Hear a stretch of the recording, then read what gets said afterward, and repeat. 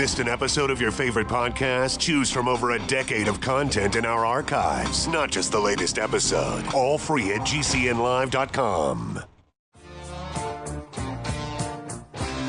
This is your call to action. Get prepared, America. Economy, survival, energy, disasters. This is USAPrepares.com. Informative radio, educational radio. Interact now by emailing instructor@USAPrepares.com or text at 434-390-7953. Class, please take your seats. Now, your instructor, Vincent Finelli. Everyone all set? Cocked, locked.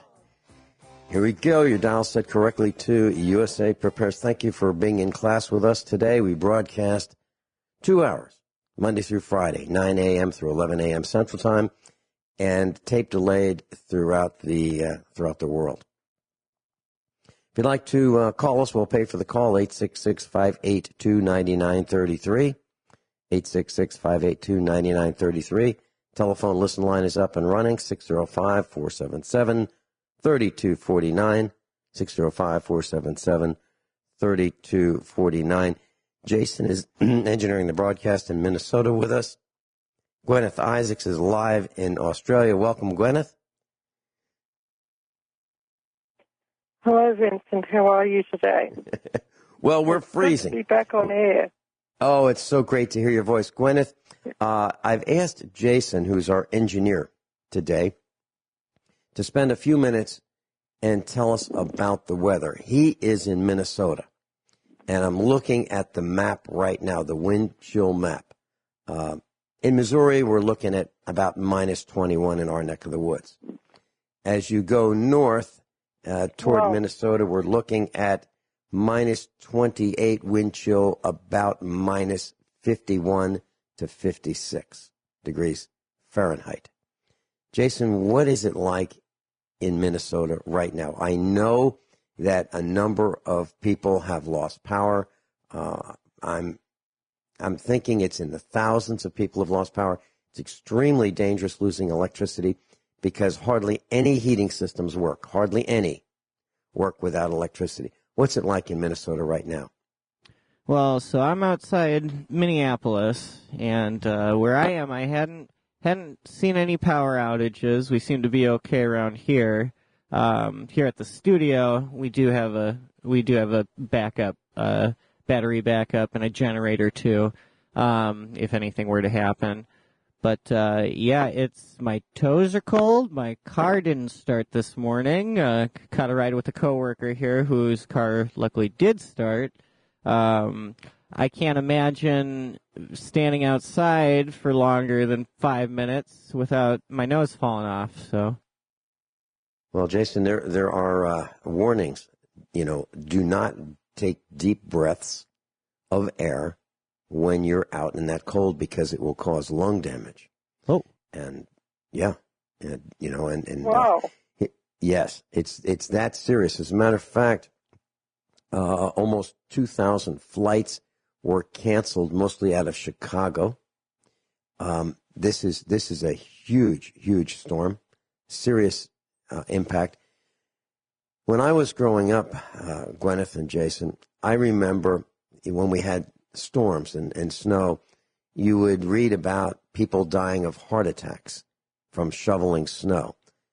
Not that I'm looking forward to it. I think it's terrible when that happens, but I'm sure in the next few days we're going to be hearing stories about people who have just decided to get out there and shovel those sidewalks and shovel their driveways so they could get out and get to work. Absolutely tragic. And we're going to hear about deaths of people who have frozen to death because they were without electricity. I'm sure we're going to hear it. And it's terrible. So you need to plan for that, class. And this is a warning about how serious it can be.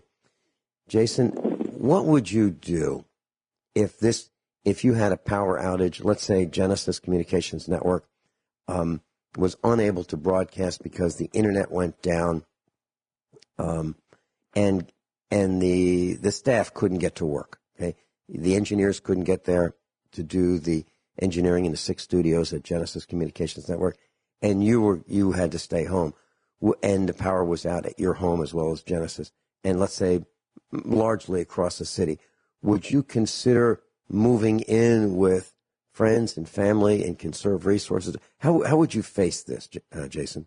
It's a good question. I don't know.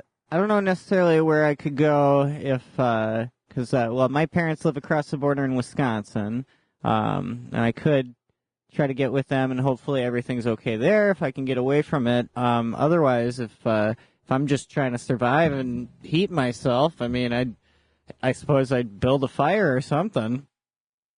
Okay, all right, and that's something, class, to think about. What would happen if the power went out across your city, if you happen to be in a city, and what, you think, okay, I can get in my car and I can, my car works, so I'm good to go, front wheel drive.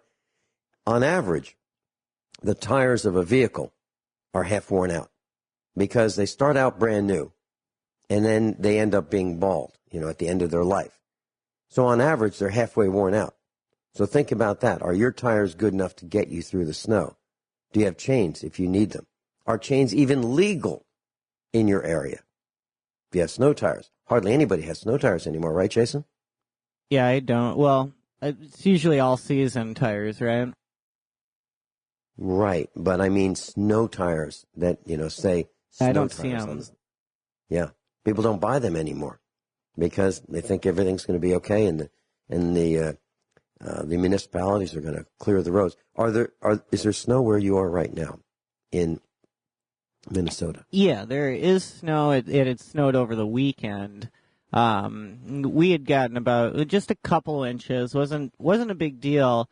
But then, you shoveled it. Nobody cared. And then you do see it drifting, though, and you see it blowing around. The winds are pretty heavy, so the snow is blowing around. But I don't know. It still doesn't seem. I've seen worse problems with snow than that concern now. So. Mm-hmm. Now, governors in Wisconsin, Illinois, and Michigan have all declared emergencies due to the weather. And they say, officials, whatever that means, have warned that temperatures will only become life-threatening as the week progresses. Well, to me, it's life-threatening right now. I think they're mistaken.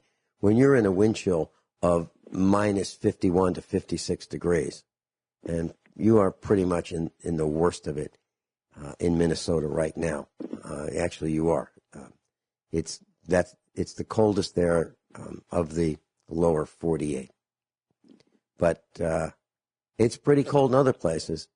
For example, Illinois minus 46, Wisconsin minus 47. Ohio looks like minus 18 to 27. Missouri is minus 19 to minus 21. So it's pretty cold. The Commonwealth of Virginia is between 8 and 13 degrees. So it's pretty cold. So there's a blast of cold air across the northern part of the United States and the Midwest. And it's pretty serious.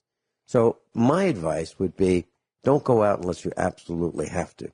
Jason, have you seen people stranded, stuck, spinning off the road? Have you seen those kinds of things? No, it looked pretty. I mean, it's quiet this morning. There's a lot of people not going to work. A lot of places shut down.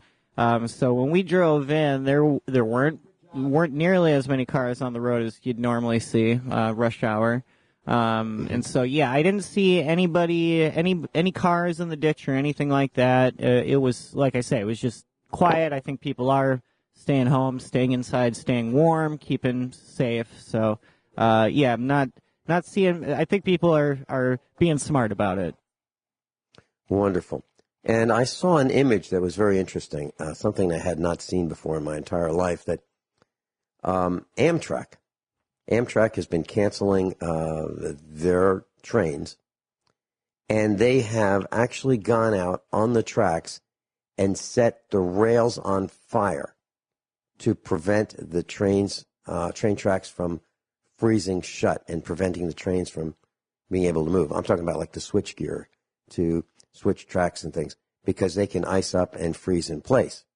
And we can have derailments and crashes and things like that with trains. So literally, it looks like, I'm not 100% certain, but it looks like they've put oil on the tracks and set the tracks on fire, low temperature fuels, and not enough to burn the cross ties, or deform the rails, but enough to keep the ice from forming and locking the switch gear. But that's what they're doing. Class, have you ever heard of that? Have you ever heard of setting the rails on fire to allow the trains to continue moving? I've never heard of it. That's how serious this particular storm is. Jason, any words of wisdom you'd like to share with us? Things that you'd say, whatever you do, don't do that. Well, yeah, don't stand outside. Don't expose your skin. That's a big thing. That's the thing they're showing on the news is, frostbite in this condition can happen in minutes. So that's simply all I can say is just don't expose your skin to the elements. Mm-hmm. And I read a story that it was sort of mind-boggling in the last couple of days, that people are being held up for their coats.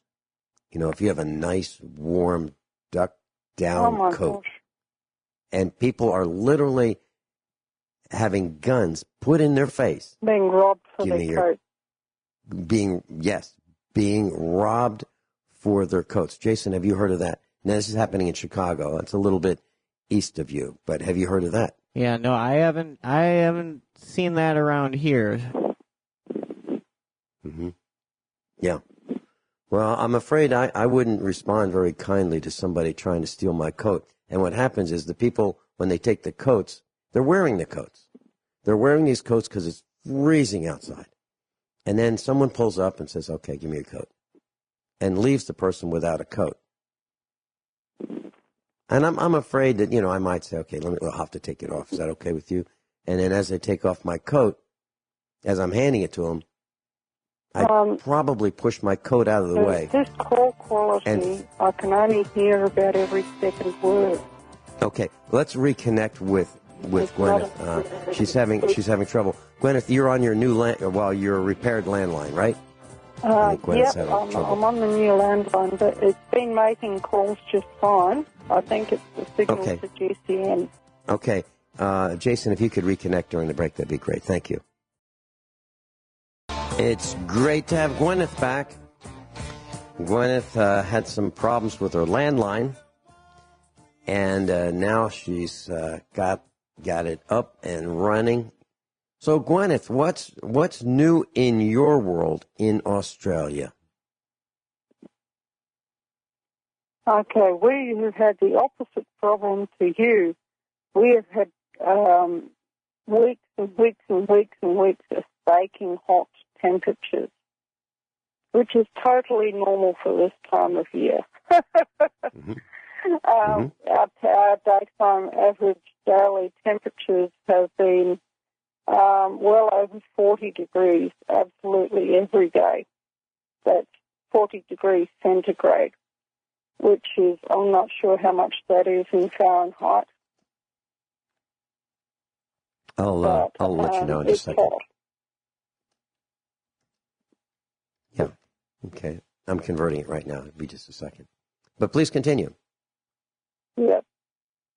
Okay. 104 degrees. It's 104 degrees. 40 degrees centigrade or 40 degrees Celsius is 104 degrees Fahrenheit. That's baking hot in our neck of the woods. Yep, and it's generally been 42, 43, 44 degrees for weeks. And my vegetable garden has died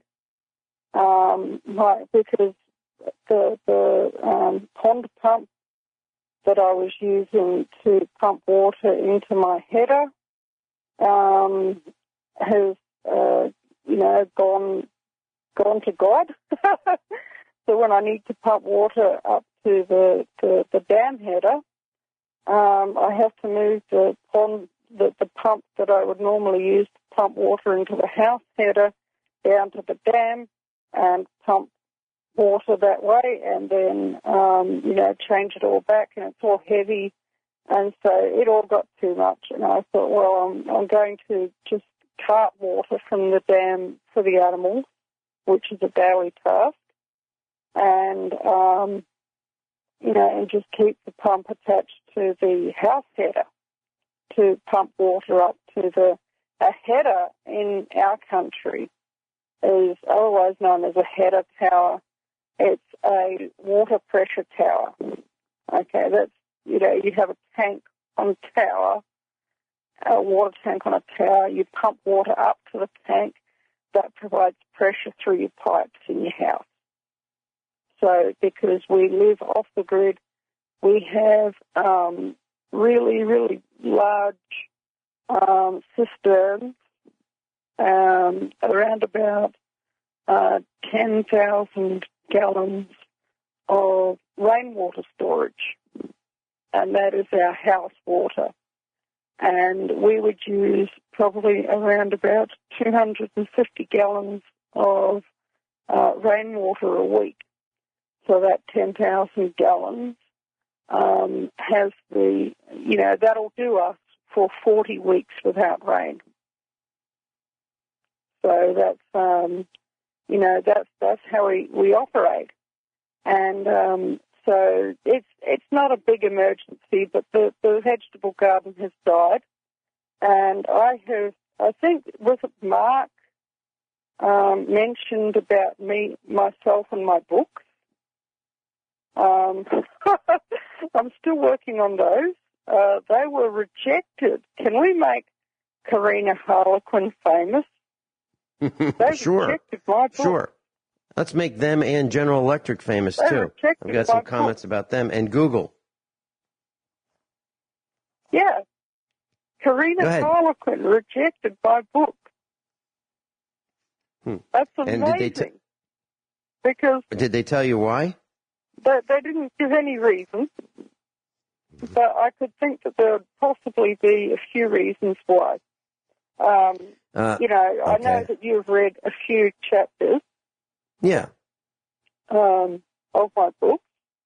And is it page-turning, exciting, readable stuff? Absolutely. Or is it absolute drivel? You can be perfectly honest with me. No, your writing is up there with the finest authors. No question about it. They might, maybe the reason is that you exceeded the polysyllabic threshold of Harlequin. Maybe that's the reason. Maybe it's written to a higher level. I'm still really having problems hearing you. I know that you can hear me fine, but we have another go at connecting in this. Guineith is with us. We've connected several times, and let's see if this is any better. Guineith, what would you like to share with us today in class?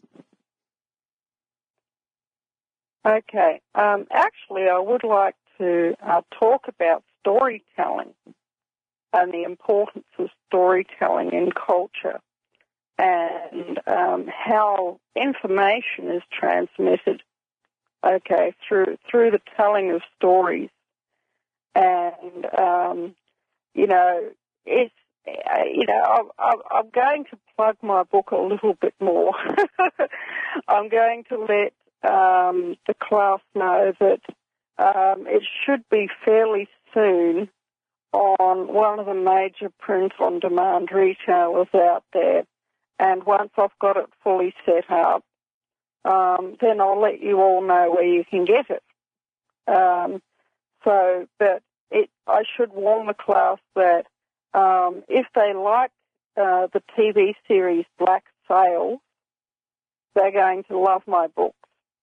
If they can't stand that genre of fiction, they probably shouldn't buy my books because there is a high level of violence in the books, and there is they are erotic romance novels, if you are not in that type of book, then just don't buy it, and it's okay, and I won't be offended at you because it's not for everyone. But the thing is that it was a very, very violent era of history, the golden age of pirates, and I didn't want my books to come across as being Pirates of the Caribbean. And I actually finished writing the books, and then I found the TV series, which was Black Sail, and I said, "Oh my gosh, this is more or less exactly what I wrote, except not the plot line, but the style, the theme of the book." Okay, so yes, when you were talking about the intense cold where you were, my memory flashed back to a story that Archie used to tell about when he was a little boy. Archie was born, that was my husband, for new listeners.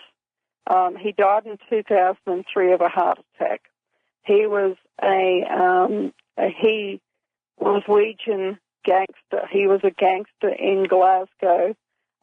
His uncle was the leader of a gang of 4,000 men, and when he was 6 years old, his uncle initiated him into the gang, and by the time he was 12 years old, he was the second in command of the gang, and he was a gang leader or senior officer in various gangs that he was associated with over the years, up until he became a Christian. Then God told him that maybe he shouldn't be engaged in that lifestyle anymore. So he went to Bible college and became a minister of religion, a Pentecostal minister, and ended up opening a mission and found out that the Hells Angels lived next door. So obviously that was his mission field.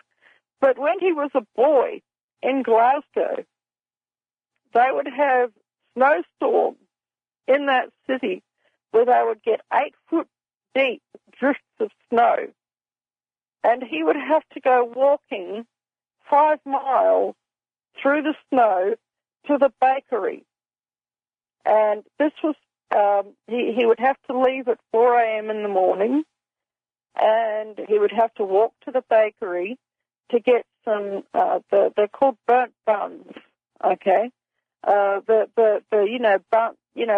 Like rolls, bread rolls, except I liked them with a burnt crust on them. So he would have to walk 5 miles to the bakery to get his granny's burnt buns, burnt bread rolls, and then he would have to walk them back, and he would have to do that in time to be able to be ready for school at 9 a.m. in the morning. Now that, when he was doing that, he was around about 5 years old when he was doing that. I think that people today really, really have no idea of what humanity has been through. And it was just absolutely amazing. In Glasgow, none of the houses of the poor had any furniture. I think this is still, if there's anyone in the class who actually lives in Glasgow, we would love to hear from you. But when I was a little boy, very few houses of the poor had furniture, because when it got down to these temperatures, which is particularly every winter, and it still does, they would their sofas, they would break up their couches, they would break up every chair and every table in the house, and they would put it onto a wood fire that they had, or, many of the houses had wood fireplaces. They would put all of the furniture onto the wood fire just to keep warm. And, then the following summer, then they would set about the task of acquiring a new set of chairs and tables and cupboards because all of the chairs, all the tables, all the cupboards over the course of the winter had been broken up and had been put onto the wood fire simply to keep warm, because when it gets down to that temperature, it really does get to a life and death situation. If you don't stay warm, you are going to freeze to death in your own bed. Does that make sense, Vincent? Yes, and I know of a family in Virginia. We had an ice storm for about 11 days, probably 8 years ago or so, maybe actually a little longer. And the grandfather of the family said he was going to stay at the farmhouse, and everyone else went to join forces at a younger person's house within the family. And after the storm was over, it was an ice storm. Just, a quarter of an inch of ice just paralyzed everything for days and days. You couldn't go anywhere because if you were on the road, you'd slide off based on the crown of the road. You could not drive. It was so dangerous. Power lines were failing, so there was no electricity. And at the end, after they were able to get out to go find the grandfather at the farmhouse, he was frozen to death. So yes, that happened. In addition to that, in England, I would say maybe 5 years ago, there was a storm, and it was so cold, and the electricity went out, and people were burning what? They were burning furniture, just as you said. And for heat, if they could walk, they would buy used books because they got more heat value per unit of currency from books than they did from anything else. So they were burning books to stay warm. Absolutely true. Yeah. Now, I would not want to do that. But that's what they did. Life and death. That would be tragic. Mm-hmm. It really is a situation of life and death. So now, here's something. In Australia. Yeah. Go ahead. We have a very long delay between the United States and Australia now, Guineith. So we're looking at about 2 to 3 seconds as far as my ear can tell me. So I just want to keep that in mind. So we might be talking at the same time, but we'll try not to. So please tell us what happens in Australia. Okay. Where we are, it's the real problem is not so much the cold. It might get, this is in degrees centigrade once again, we might get on a really, really cold night an overnight low of -5 degrees centigrade. That's a very, very cold night for us. And on such a day, the daytime temperatures in the winter are, 8, 9, or 10 degrees. And we might have a month or two of these sorts of temperatures during the winter.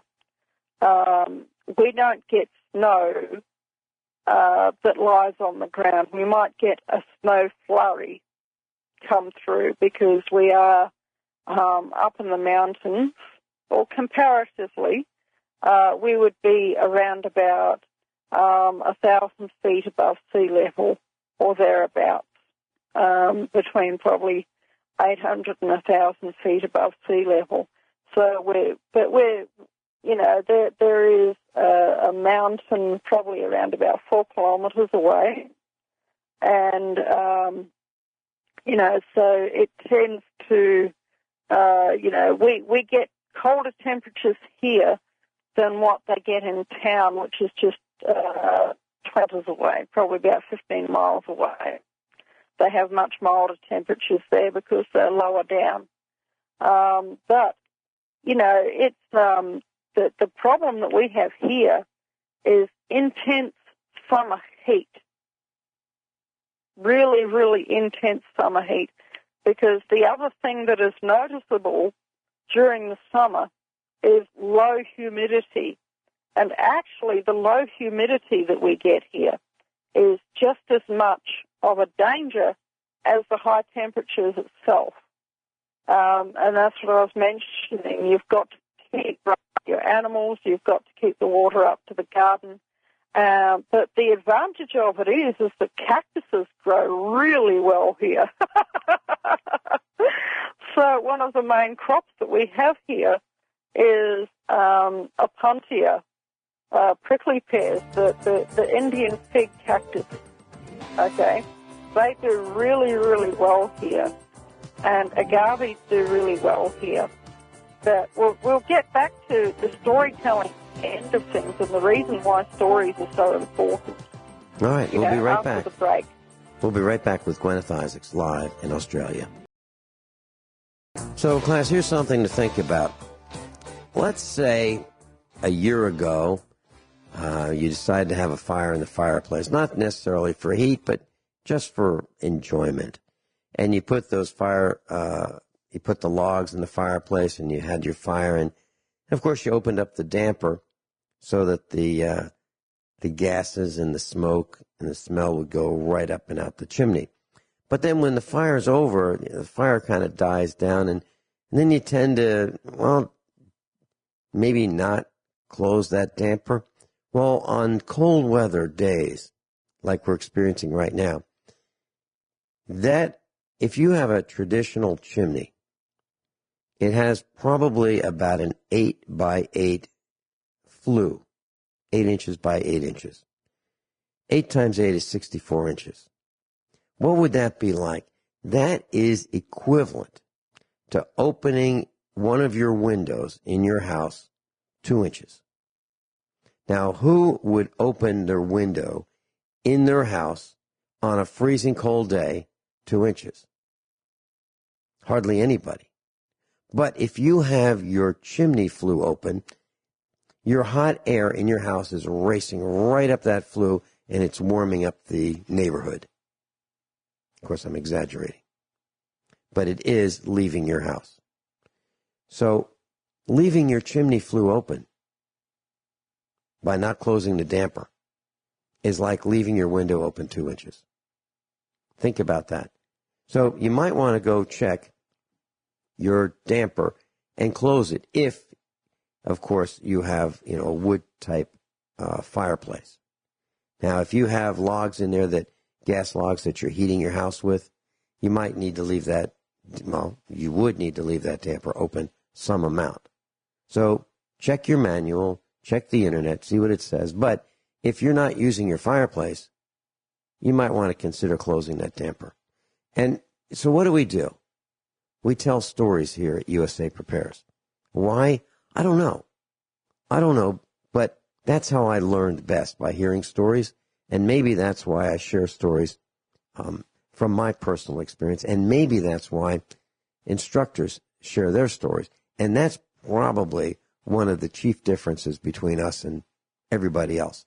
We literally tell stories that are based on our experience, things that worked, things that don't work. And actually, that's the Harvard approach to teaching, by storytelling. And I was exposed to that methodology of teaching at the university. Guineith, you were talking about storytelling. Please continue. Yes. You know something, a little while ago, I started to do a writing course, and because I had to travel 80 kilometres each way to actually attend classes, I didn't last very long in this writing a writing session at my local community college. But from what I did hear, one thing that they said, one thing that they emphasized in this writing course was, if you want to be a great writer, you must read a huge number of stories. And I have been somebody who has devoured stories my entire life. I grew up in Rotorua in New Zealand among the Te Arawa tribe that lives there, the Maori tribe that lives there, and they are some of the great storytellers of the whole world. And you have not experienced life until you have sat with a Maori storyteller and heard them, or any indigenous storyteller, and heard them tell stories for the afternoon. And often, you know, it'll go into the evening, and it'll be an absolute saga, and everybody's just sitting there, just absolutely rapt. You know, nobody says anything. Nobody complains or anything like that. Nobody even wants to go to the bathroom in case they miss something. Well, I got to tell you that we have to. That's what our meetups were like. We had meetups. We would tell stories about things that are happening, things that we've done, things that worked, things that didn't work, and you could hear a pin drop at the meetups, unless somebody's cell phone rang. That's right. Which frosted me. I will be right back with with the Guineith Isaacs. I've got a couple comments I'd like to share about smart devices in the home, and we'll chat about that for a few minutes as well. We'll be right back after the commercial announcements. Okay. Everyone all set? Cocked? Locked? Hour number 2 of USA Prepares. I'm looking at... That's what Rush Limbaugh does. He rustles the papers in front of the microphone. I'm looking at the Sam's Club Instant Savings Catalog / brochure for January 30th through February 24th. Sam's Club, of course, is associated with the Chinese factory outlet, but they sell, same kinds of things, allegedly quality things, in larger quantities, allegedly at lower cost per unit prices. And so inside there's some fabulous things. I just can't wait to go run and get these. They've got a Linksys tri-band, it's 3-band Wi-Fi router, 5 gigabits per second, 8 gigabit Ethernet, 8 gigabit Ethernet ports, $70 off, but you can only get 3 of them. And then they have a Wi-Fi security system. No wires. They're just all through the air. And then you can get wireless sports headphones. Can you imagine having wireless headphones? Wow, wouldn't that be fun? And wireless Bluetooth speakers and a wireless computer printer. Not only that, in the same catalog, you can get a Google Home Hub, and you can control everything, according to what this rag is saying, with your Google Home Hub. They've devoted 2 pages to Google, and they've got a thermostat. It's for $169, and here's what it says. Hey, Google, make it warmer. So if you want to increase the temperature in your house with this really neat wireless thermostat, you can tell it with your voice to make it warmer. And it will connect to your smartphone wirelessly. So you can change your temperature with your smartphone. I can just imagine the guy with no electricity on in his house because it's so cold that the transmission lines have failed, standing next to his Google thermostat saying, make it warmer, make it warmer, make it warmer, make it warmer. Yeah, just before he gets the hammer. Yep, and then... And the ironic thing is probably there's somebody out there who will try and do that. Yeah, and then it gets better. It gets way better. Because for $84.98, you can get a starter kit. Now, this is $84.98 U.S. Federal Reserve note units. It includes 3 white bulbs, a dimmer switch, and a bridge. Now, you can say, if you get this for only $84.98, you can say, hey, Google, turn on the lights, and it'll turn on your lights for only $84.98, and you get 3 bulbs with it. Is that impressive or what?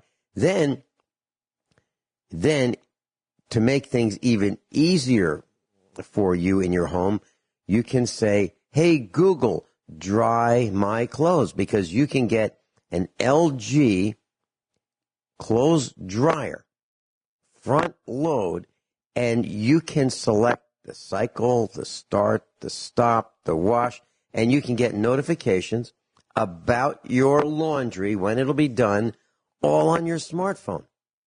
Can you imagine that? This is like the dumbest stuff I heard since I read that you can have Nike sneakers for $350 that will tie themselves connected to your smartphone. It's ridiculous. I mean, really, if you think about this, As somebody actually you have a clothes dryer. that. Oh, man, I got to tell you, if I had a company that was in the appliance business and I had some jerk come into my office and say, hey, Vinny, listen, I got a great idea. Let's connect our clothes washer and our clothes dryer to a smartphone. Is that awesome? Or what do you think, Vinny? Let's devote $50 million to develop that technology. The last thing that guy would hear from me would be, you're fired. I can't believe it. I just can't believe that people would pay to connect their refrigerator, their freezer, their washing machine, and their clothes dryer to their smartphone. And they act like, hey, you can be at work and you can control your refrigerator. Like, turn the temperature up or down. Who does that? Who does that? And I got to tell you, if somebody were at work at my company and they were fiddling around with their smartphone, and I walked over and said, Joe, Tom, Bob, Harry, Mary, what are you doing? Oh, I'm just adjusting the temperature on my refrigerator. The next thing they would hear is, you're fired. What? It's nuts. Absolutely nuts. I was telling Jason, our engineer, this morning about thermostats. If you bought a house in the 1940s, let's say it was a brand new house, and it came with a heating system, a thermostat on the wall, single zone heating system, and let's say an elderly couple still lived in that house, and it had the same heating system and the same thermostat, that thermostat would be from the 40s, and it would still work. Do you think that this Google's $169 thermostat is going to work 10 years from now? I don't think so. I don't think so. No. Because it's electronic. It's got capacitors. It's got solid-state electronics. It's got a thermistor in there to attempt to determine what the temperature is. It's got wireless components. It's got a battery in there. Who wants to change the battery in a thermostat? Seriously. Have you ever, Class, have you ever thought that, let's go check the battery in our thermostat to see if it's still good? You don't do that because they don't need batteries. Thermostats don't need batteries. Except Google, well, the stick-on-the-wall one would. I am stunned, absolutely stunned with the stupidity of the American people and the ignorance, and I may be proven wrong, of Sam's Club to advertise this. What are they thinking? Really? And Vizio, on the same page, they have Vizio, and it's a television brand. $679. You get a 65-inch 4K UHD television, flat screen television. Only $679. This is a smart TV. And what do? Vizio has announced that they capture data about you and what you do based on what your smart TV knows about you. Camera, microphone, whether you get excited during commercials. They probably even listen in to see if they can hear a toilet flush. Because if you're flushing the toilet during a commercial, they know that you're not watching that commercial. Vizio says that they make money, a little bit of money, selling televisions. They make a lot more money selling the data that you provide them by having one of their TVs in your home. You have to be nuts to buy a smart TV. Nuts. I hope I didn't offend anyone in our class. And if I did, I'm sorry. But you're nuts. I'm just so angry with this spying technology. And Zuckerberg, that creep wants to spy even more. And they're not going away. I've got a story, I need to bring it up, about Zuckerberg and his nonstop spying. As a matter of fact, I'm bringing it up right now. Okay. Facebook, that's Mark Zuckerberg, pays teens to install software that spies on them. So Facebook will pay teens in order to spy on the teens. And what do they want? They want people from ages 13 up to 35. These are young people, the kind of ages that pedophiles prey on, 13-year-olds, young teenagers. They'll pay them up to $20 a month plus referral fees to sell their privacy using a Facebook research application. Parents, if you have children that are on Facebook, you need to dump Facebook. And if you're on Facebook, you need to dump Facebook. I have. I'm not suggesting that you do anything that I wouldn't do. And so what kind of data is collected? Well, private messages. What else? Photos, videos, emails, web searches, web browsing, even the ongoing location of where you are. Facebook wants to know everything about you.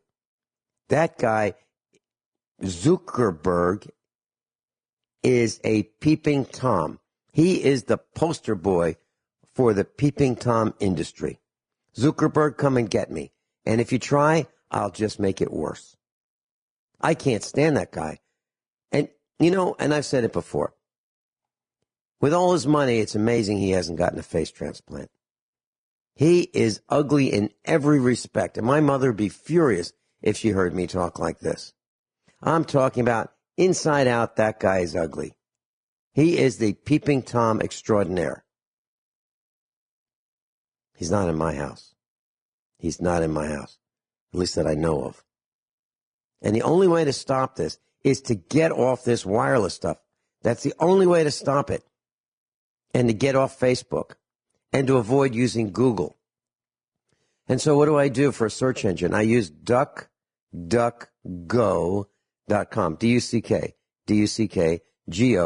DuckGo.com. And allegedly, they don't track us. They may at some point, I don't know. But allegedly, they don't track us. But Google does, and Facebook does. And why would you send them pictures? And when these smart TVs look in your home with their cameras, they know how much money you make by the furniture you have, the way you dress, the way you speak. They know your education just by watching you watch your TV. We'll be right back. Let's say you work at a company. Let's say it's your company. Let's say it's a small company. And you meet with some of your employees in the conference room, or you're an employee in the conference room, and you're talking about your business strategy, maybe a new product or service that you're trying to develop, and you're discussing what hurdles you have to go through in order to make this happen. Okay? So what I'm talking about is corporate secrets. This is going on in the conference room or your kitchen, around the kitchen table if you have a small company, and you're talking with your wife, and you have FaceTime on your iPhone. Someone can call you with FaceTime, and even if you don't answer the phone, they can listen in and record what you're doing and see what your camera sees. How many times do you go into a meeting? Everybody has his phone. Everybody, right? It's either on the table, desk, or in their lap, or in their pocket.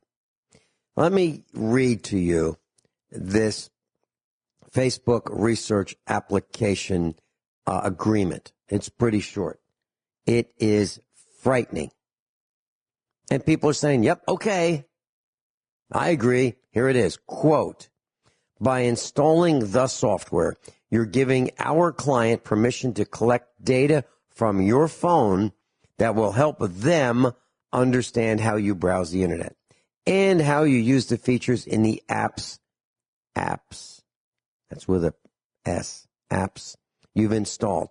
This means you're letting our client collect information such as which apps are on your phone and when you use them, data about your activities, and content within those apps, as well as how other people interact with you or your content within those apps. You're also letting our client collect information about your internet browsing activity, including the websites you visit and the data that's exchanged between you and your device and those websites, and your use of other online services. There are some instances when our client will collect this information even where the app uses encryption or from within secure browser sessions, end quote. Where can you find that? TechCrunch.com.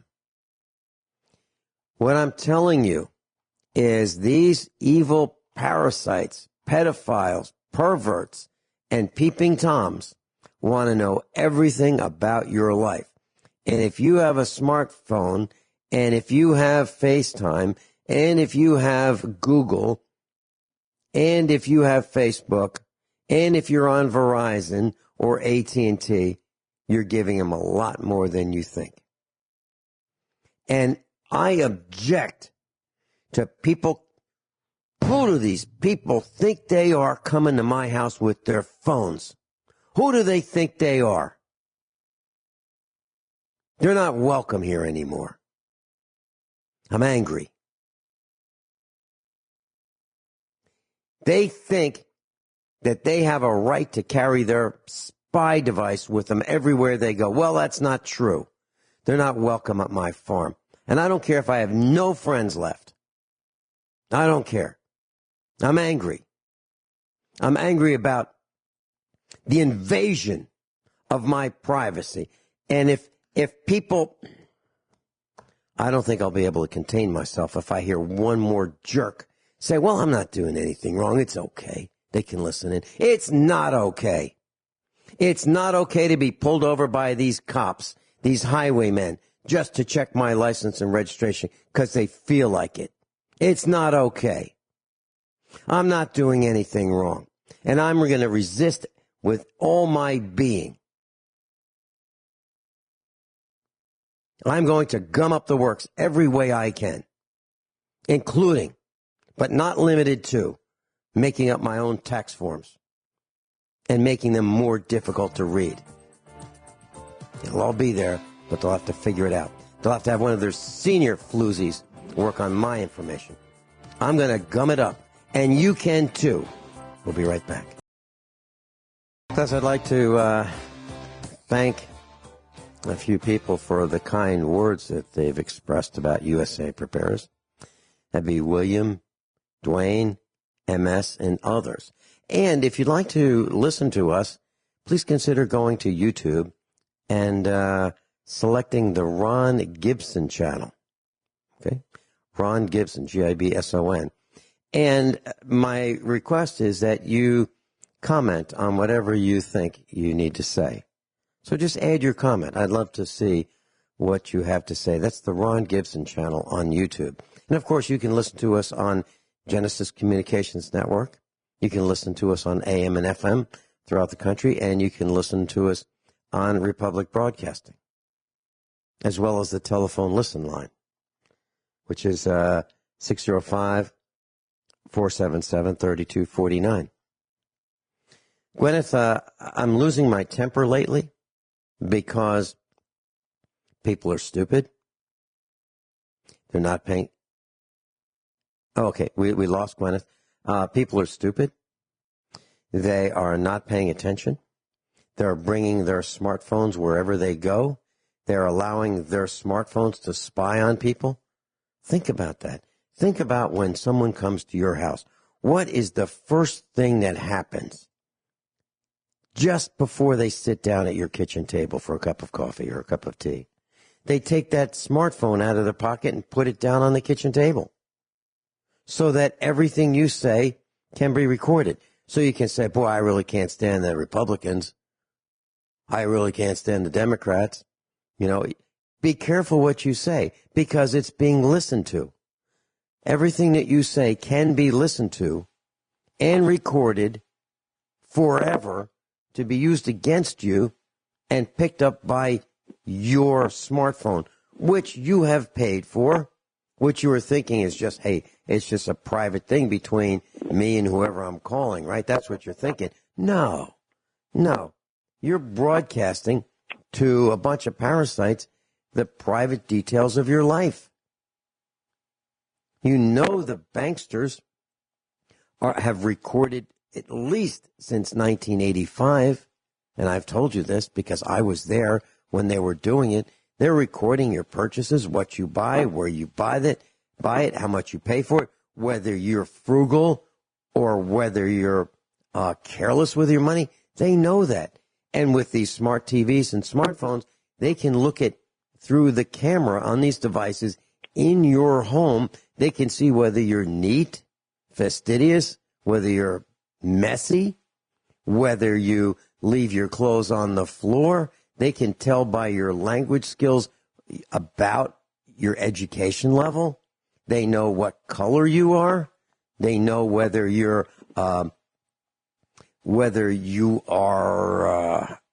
gay by your discussions. They know whether you like specific football teams. They know a lot about you. They know when you take a shower. Heck, you bring your phone into the shower, right? What are you thinking? You don't need to be in constant contact with people. Yesterday, I answered the phone. Call came in. I said, maintenance department.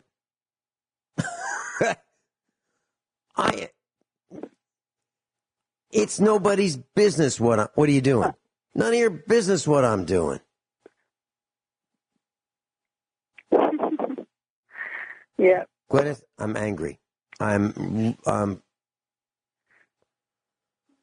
really angry with what's happening. I fully understand.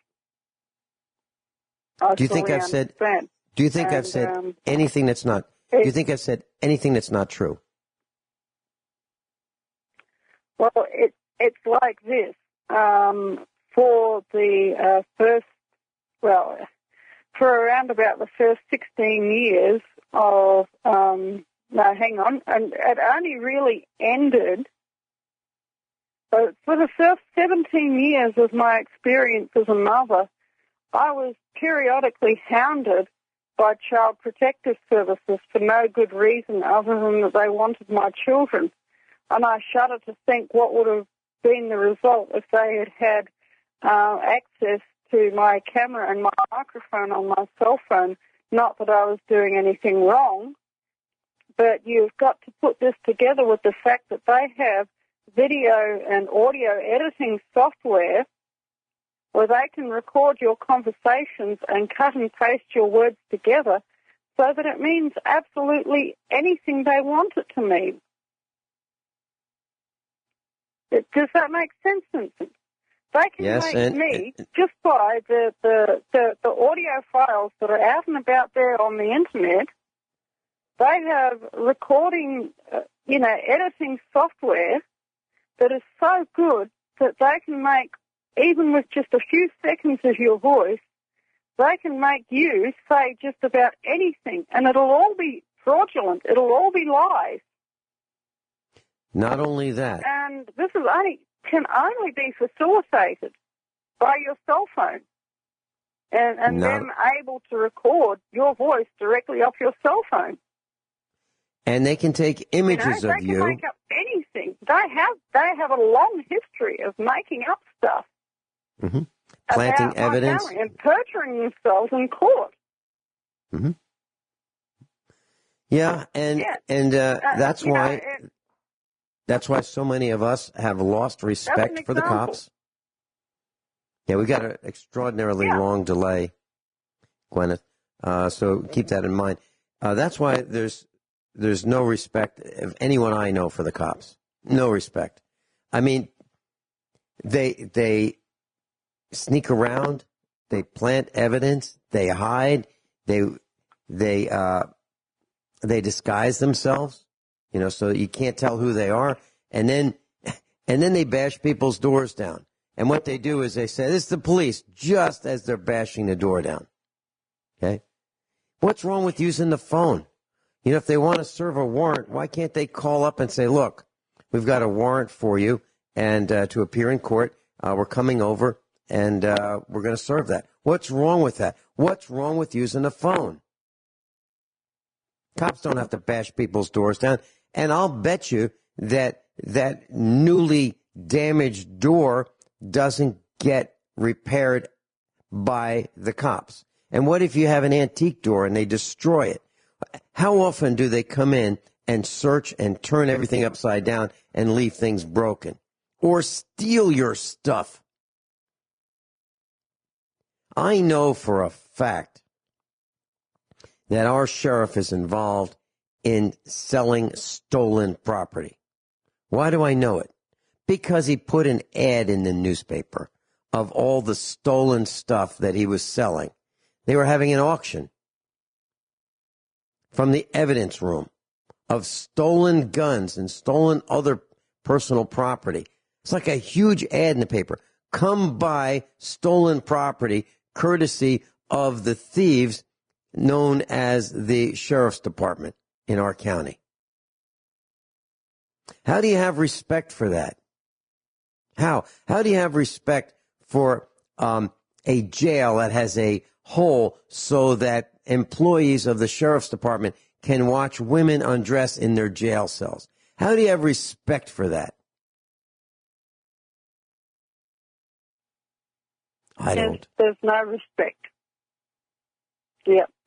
I'll tell you something. In one of my past lives, the memory that I have of this past life is I think I've mentioned before about highwaywoman Catherine Ferrers. She had a uniform that she used to wear. It was a black cape. It was a black tricorn hat, a black French cocked hat, black leather trousers, and a white shirt. And if it was cold, she would wear a black vest and maybe a black overcoat. Okay? And she, from what I'm seeing, there's no historical record of this, but she ran a highwayman cartel, and she got all of her highwaymen that she had working for her wearing identical uniforms. Oh, and the mask, of course. She had all of her highwaymen wearing identical uniforms so that nobody could tell which one was which. And I was looking into this past life and I was going, gee, I've seen this business model somewhere before. They literally are highwaymen. And in this past life, we're talking about almost, something like 370 or 400 years ago or something, I was running this highwayman cartel. I was a woman. I was a young woman. I died at the age of 26.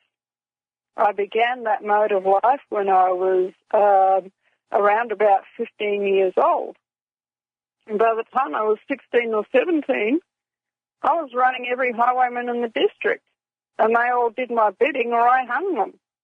And that's exactly the business model that the so-called police use today. Unless they toe the line, they get strung. Maybe not literally these days. Back in the day, when I was Catherine Ferrers, if I came across an uncooperative highwayman, I would literally get a noose and I would literally hang them by the neck until dead. Because guess what, Vincent? I was also the local magistrate. Is this business model beginning to look familiar? because I was seeing this and I was quite literally going, oh my God, that is amazing. And this is the power of storytelling.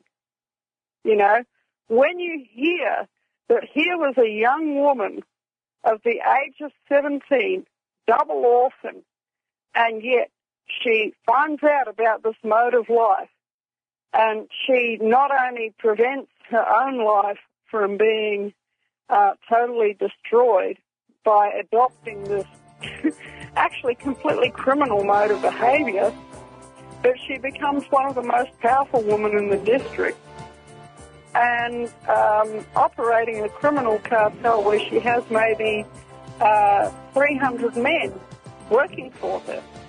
And it's exactly the same business model.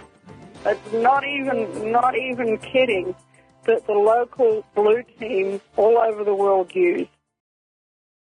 Guineith Isaacs is with us. Guineith, website called theintercept.com. Headlines: Google's Sidewalk Labs plans to package and sell location data on millions of cell phones.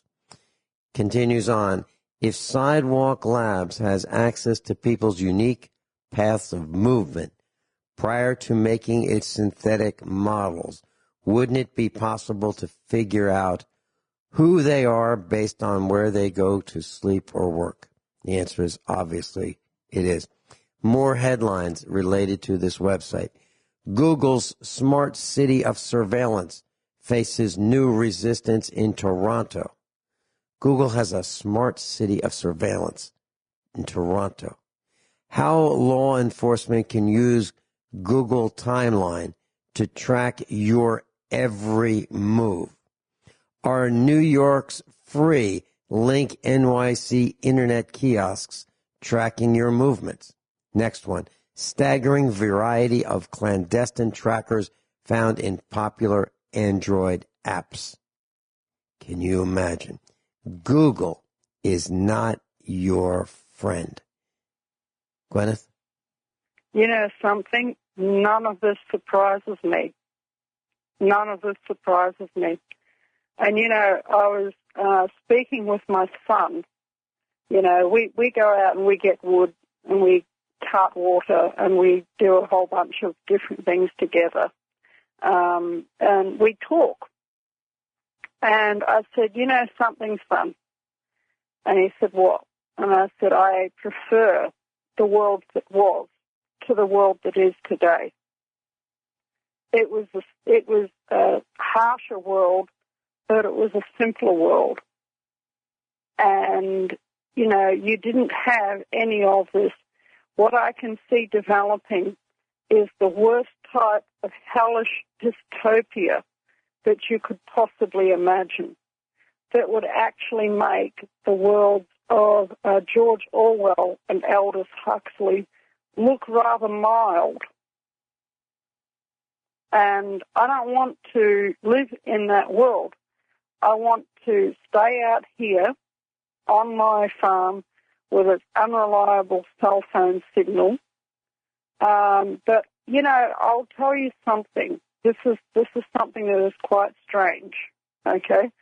For the last few weeks, but I think that it ties in to what we're seeing here. We live in a granite geology area, okay? And one thing about granite geology is it has a piezoelectric effect within the rocks. They store electricity, okay? And when they have enough electricity stored in them, they discharge a ball of light. I don't know if you've ever heard of that. Please continue. Okay. The granite mountains around here for the last month or just for at least the last week that I've been noticing, but it's been getting more intense, have been discharging electricity like you would not believe. I'm talking a discharge around about once every 10 seconds. And Theo and I were wondering my son and I were wondering this evening as he was chopping the wood, does this have to do with the 5G network that is being rolled out all over the planet? That the granite rocks in these mountains are accumulating so much charge that they're actually having to, instead of it being like once in a while, that they build up enough charge where they just discharge in, it looks like balls of light coming out of the rock. Okay, It looks like I can answer that question somewhat. And the answer is yes. Because that energy, the energy from television transmitting towers, radio transmitting towers, power lines, cell towers, cell communications, microwaves, you put all of it together, all of this electrical radiation, it has to go somewhere. And where does it go? A lot of it goes into the ground. The answer is yes. The ground is collecting it. And if you want proof, you take a 100-foot piece of wire between two insulators, you drive a rod in the ground, and you take a multimeter, and you can measure milliamps of current coming right out of the air between the ground and the air. Guineith, thank you so much for being with us today.